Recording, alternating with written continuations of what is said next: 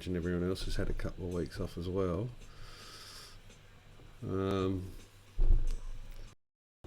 So we are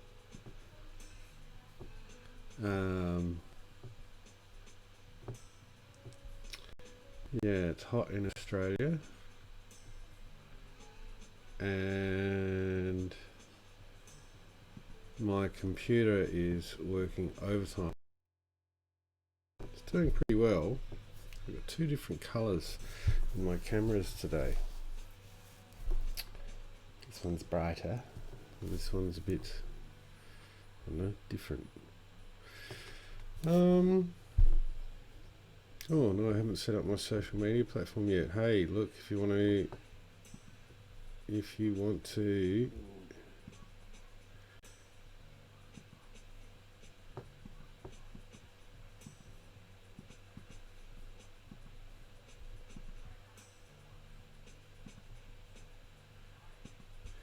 want to talk to me, use the hashtag webtheatre. That's webtheatre with an R-E. Ah, bloody hell. Webtheatre with a R-E.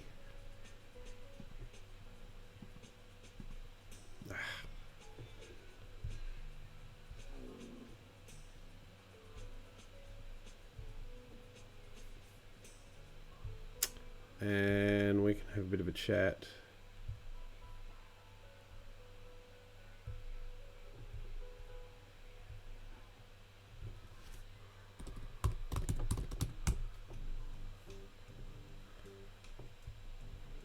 Love to have a chat with you.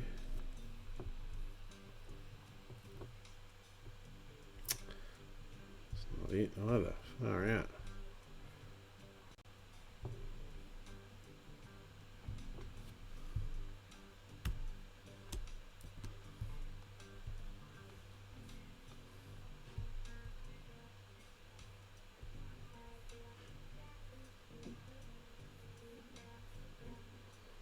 Oh, of course there's no, because I haven't been doing anything.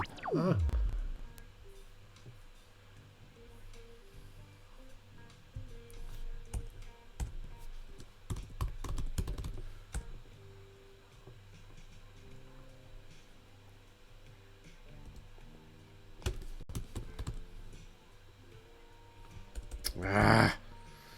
My computer is so slow today. So today I have been doing some other thinking though.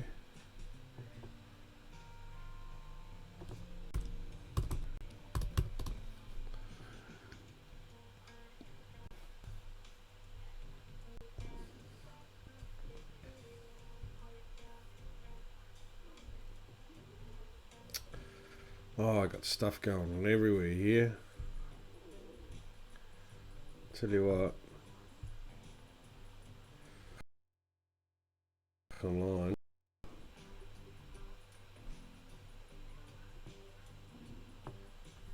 Tell you what, once the internet knows you're going back online, whoa, downloads all the messages you missed. Ah, bugger. No, I didn't mean to do that.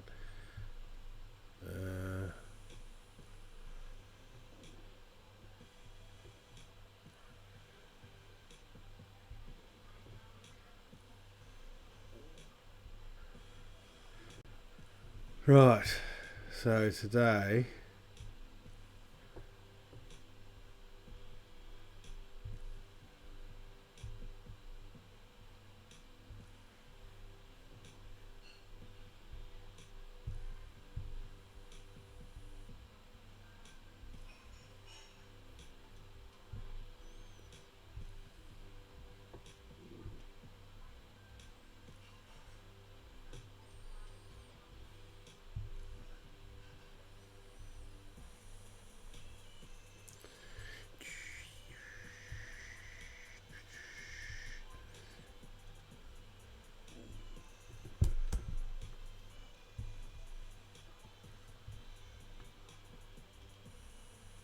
there we go.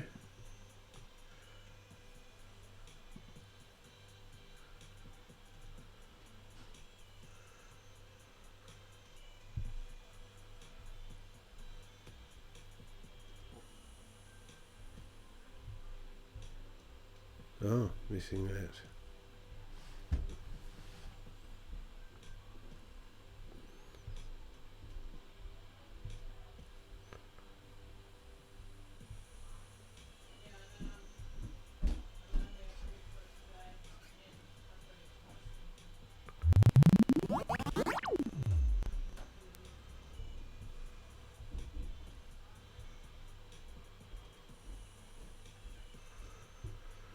Oh man, I'm sorry about this. It's been a while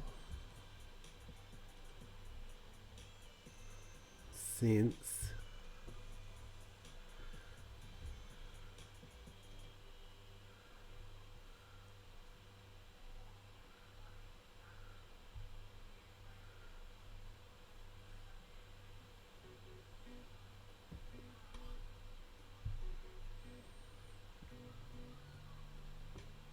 I dance out of sync with myself.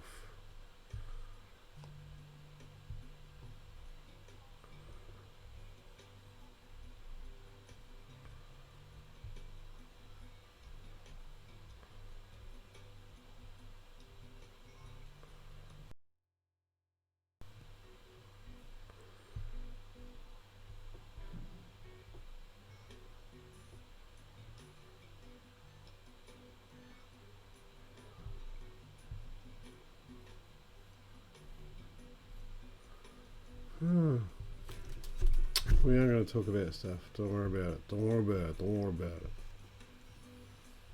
Okay, that's there now. Here.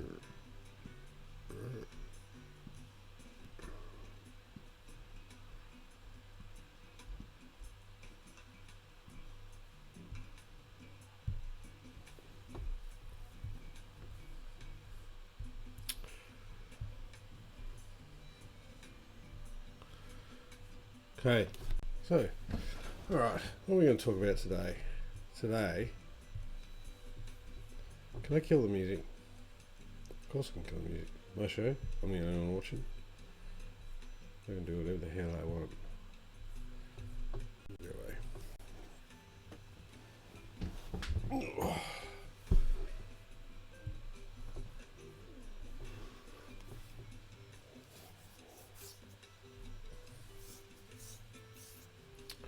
What do you mean it has no content? I just posted content.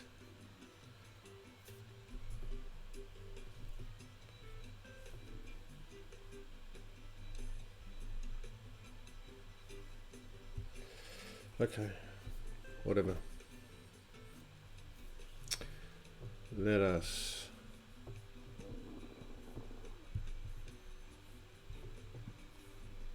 there.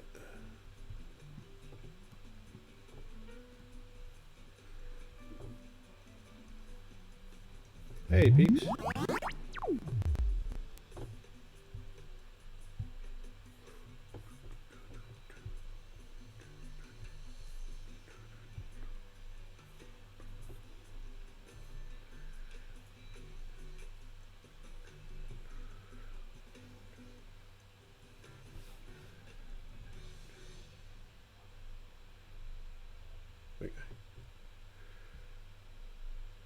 Okay, let's do this. Go away.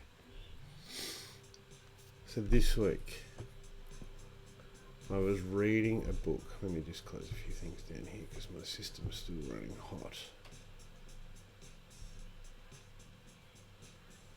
I've got everything closed I need closed. And everything open I need open. Yeah, you're there. And you're there. And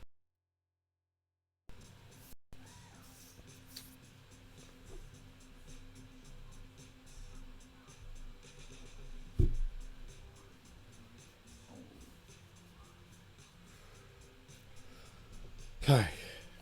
Now, I was reading a book the other day. This book here. Oh, you probably can't see that because of my green screen. Try that one.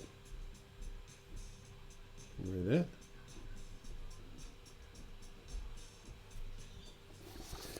And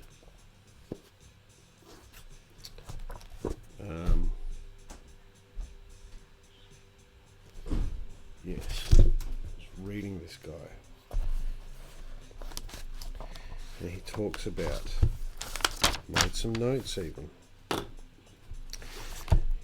He's talking about media theory, or how we can theoretically understand media. And he came across a concept that I thought really tapped in to what I've been working at and what we've been working through in the last few weeks. All right. So, I was going to put some cat videos on for you. There you go. Watch some cat videos.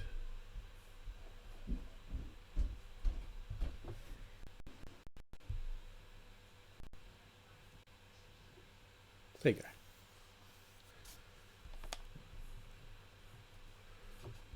That's not really a cat video at the moment. That's an ad. There you go. Cat videos. But you can look at me first.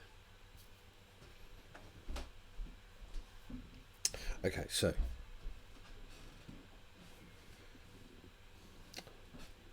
I've been talking about how.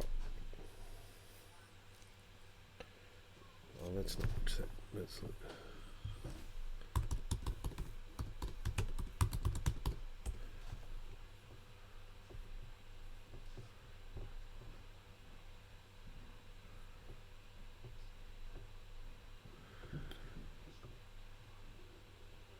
There we go.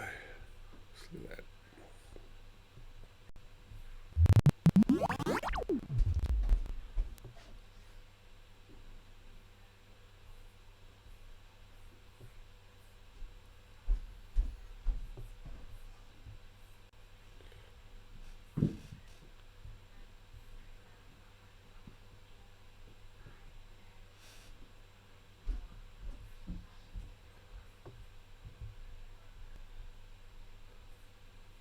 There we go. So we've been talking about how theatre normally conventionally is bounded by time and place and space that all operate simultaneously in order to create a visceral effect on the audience and the actors. Yep, everyone's sharing the same place, behaving by certain codes of behaviour depending on where they are in that space, and in that matrix of structures and functions, the magic of theatre happens. Yeah.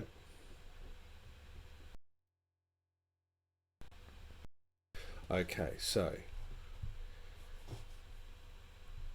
that is how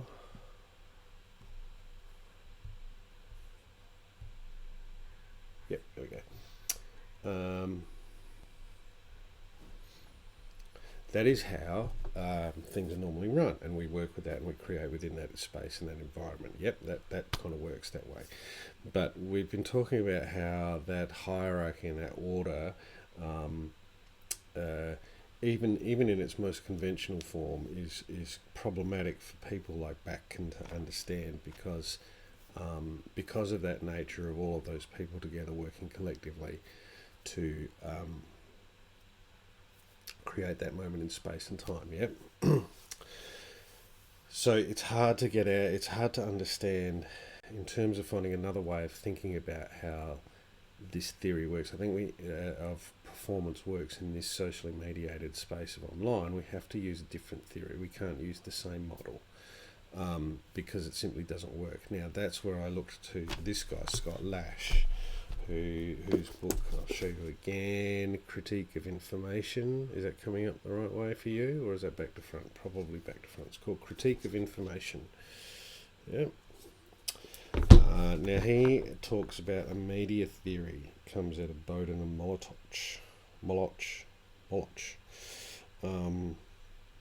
a new way of thinking about analysis in modern media, particularly online. And he talks about three specific words: content, code, and communication. Right? And he talks about, and he cites Bowden and Moloch by saying that in this environment, it's culture at a distance, yeah, which I think kind of replicates that discovery I made of that dislocation of time and space. on here, all of those features are still there, but they're dislocated. They're not all happening simultaneously, and which kind of lends itself to this idea of culture at a distance, because we are distant from each other. Yep.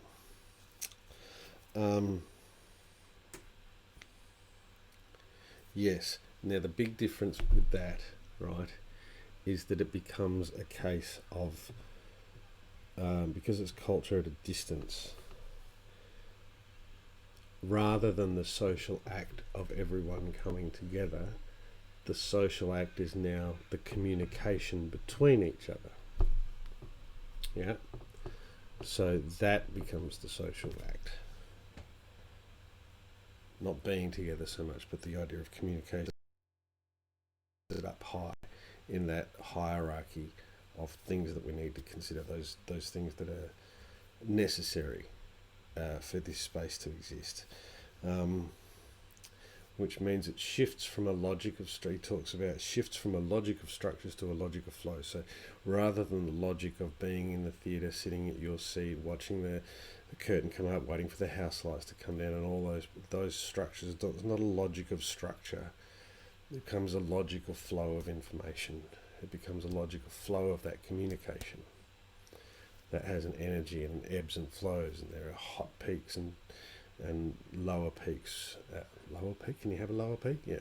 Dips and troughs, high peaks and troughs of that communication ebb and flow. That is the significant, and it's ironic that I have a river right now.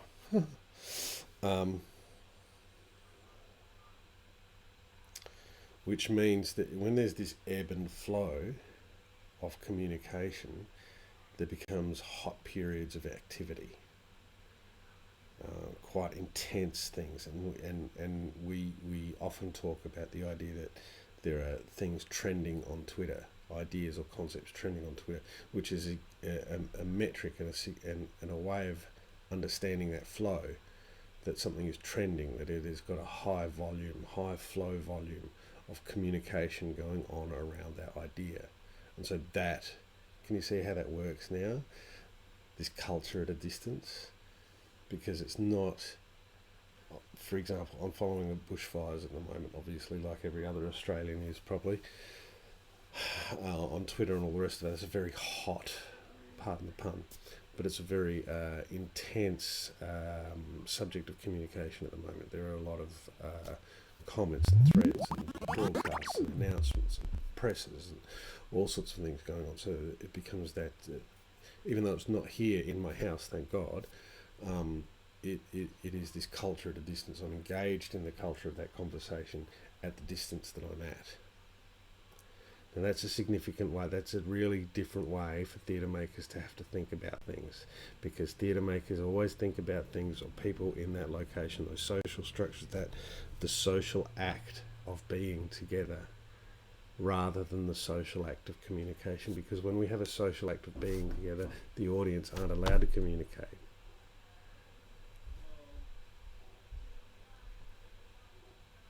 Hang on a minute.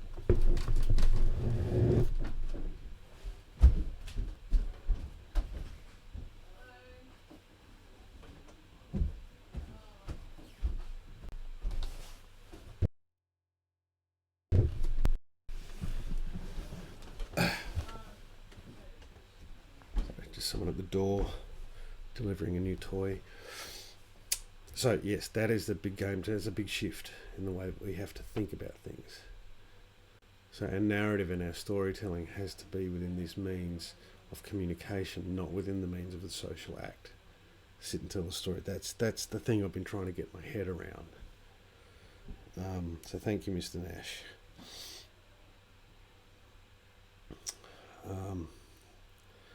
Now, the other thing he goes on to say is that because of that sort of immediacy, that ebb and flow, those peaks and troughs, value is associated to the intensity of those troughs, which are immediate. So things trend and things are popular for a while and then they disappear and they flow away. Now he argues here that art therefore becomes not as reflexive We don't spend time thinking and contemplating about the big shifts in thinking and ideas that are presented to us in those works. So the ideas of Beckett or Artaud or any of those people, those ideas sort of sit and resonate for long periods of times because they are part of that social act of going and watching those shows and being a part of that experience and having that inform the next experience and the next social act. And so that they have a long sort of gestation period of cultural reflexivity and influence. Moving forward. Whereas in this ebb and flow environment, there isn't that space for reflexivity. There isn't that deep contemplation because the zeitgeist, I guess, has moved on to the next peak and forgotten about the last one. Now, I dispute that a little bit because, especially if you're in an ongoing environment of being online, you develop a history and a memory of those memes. I remember that famous meme. Do you remember seeing that one? Or you see memes or stories come back up in your thread and go, that's old. And you might even post a meme about people who post old memes. So I kind of dispute the idea that there's not something deep, that there's no extended duration of impact of a cultural event in this peak and trough version. Sorry, just kidding. Getting all.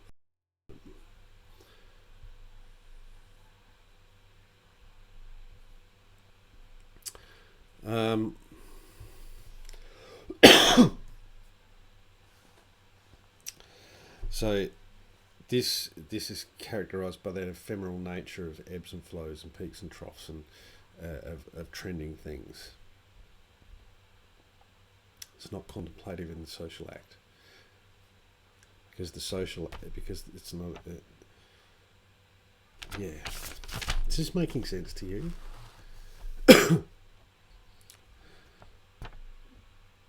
So, where am I at? Culture and industry based on representation, long form research. Okay, so the thing about that is that if culture as it's been practiced, if theatre making as it's been practiced is part of that long term reflexive social act contemplative experience, right?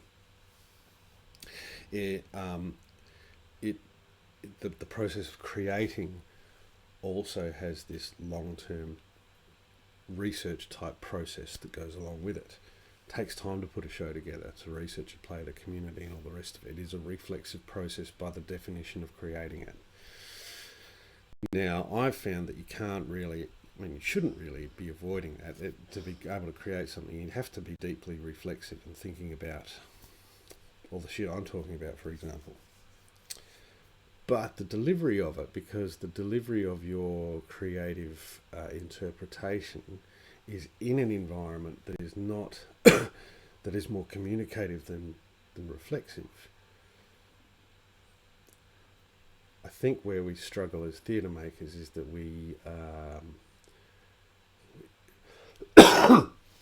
I've had conversations with people, for example, actors and other theatre makers who have said that they would really struggle to work in this environment online, dealing with multiple inputs, trying to maintain a thread of thought and perform, and they just want their audience nice and quiet and sitting there watching them.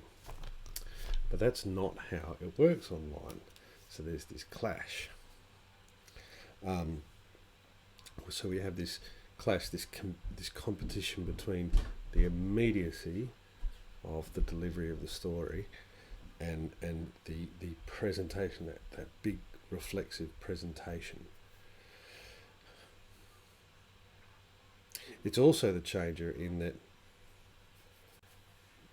because of this communicative style of technology, I have to talk direct address to you. I can't talk to someone with this fourth wall. Remember we talked about the fourth wall a few weeks ago. The fourth wall up and I talk to someone and I alienate you and I forget that you're there and I don't include you, then that's actually a failure of this performance.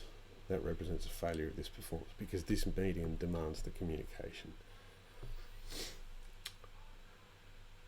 That's probably the biggest thing to come out of this. So just to recap, in the last few weeks we've talked about how theatre is a structure, a social act made up of structures, roles, responsibility and performances that different people make, both as actors and audience members. That it is because it is a social act, it is a deeply reflexive kind of environment. There was a guy called Batkin who tried to understand that sort of hierarchy of that hierarchy of order of narrative that goes from author's voice to performer. Now he dealt with it through literature mainly and reading. When it came to performance, his theory he struggled with his own theory because there is that order, it just degenerates into a carnival where everyone's talking and everyone's interacting, and the social act itself is the thing, not the experience of the art or the writing. So he struggled to understand that. He called it carnival.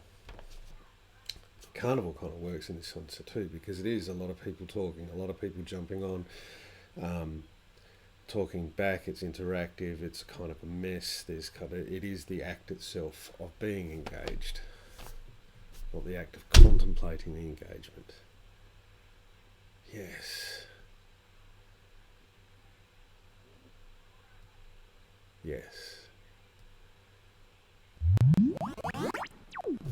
So then this guy Nash came along with his media theory, which kind of helps us to understand that gap that Batkin had, because he understands media in terms of this content, code and communication.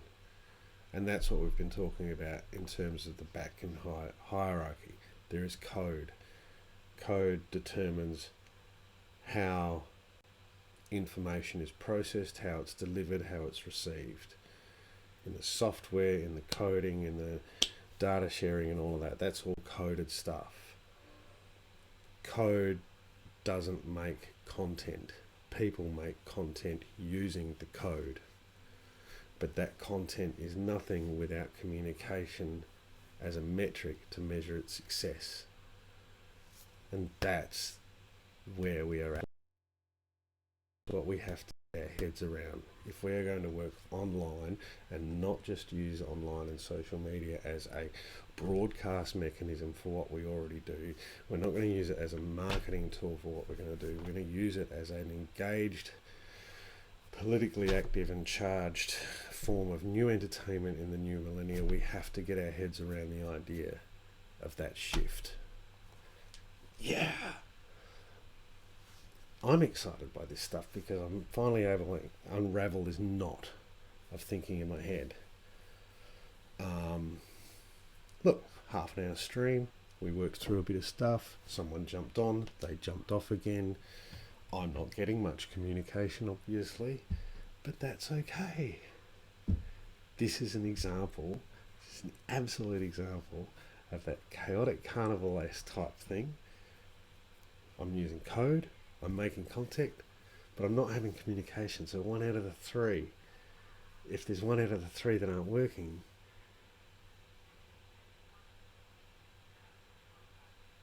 and that breaks down, doesn't it? Because if you have one of those 3, if you have like an app and everyone's talking about the app, but the code of the app doesn't work and you can't make content, then no one's talking about it, or they're talking about communicating about it, or they're not using it to communicate.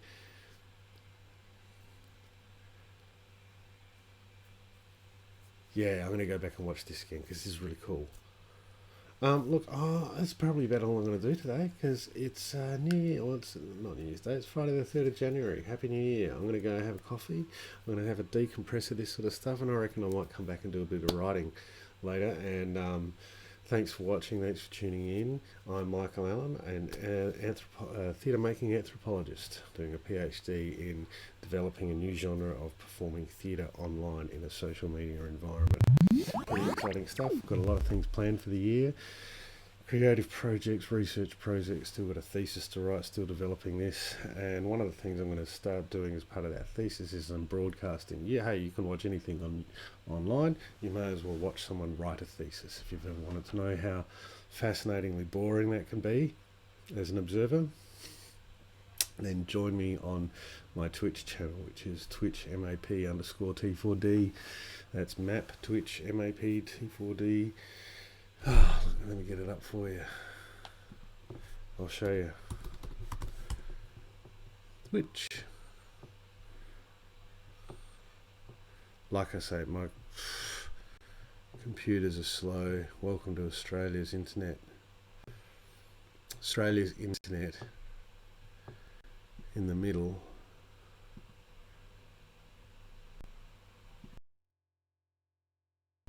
of summer and bushfire season, where the services only last so long.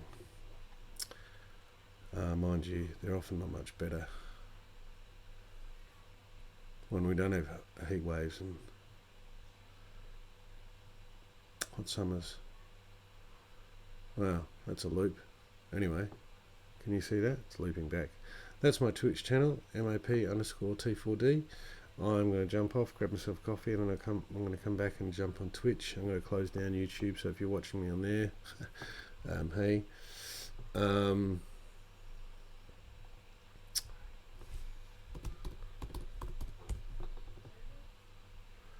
then I'm going to come back and do some writing and try and get some of these ideas down because they're really good. Fuck off.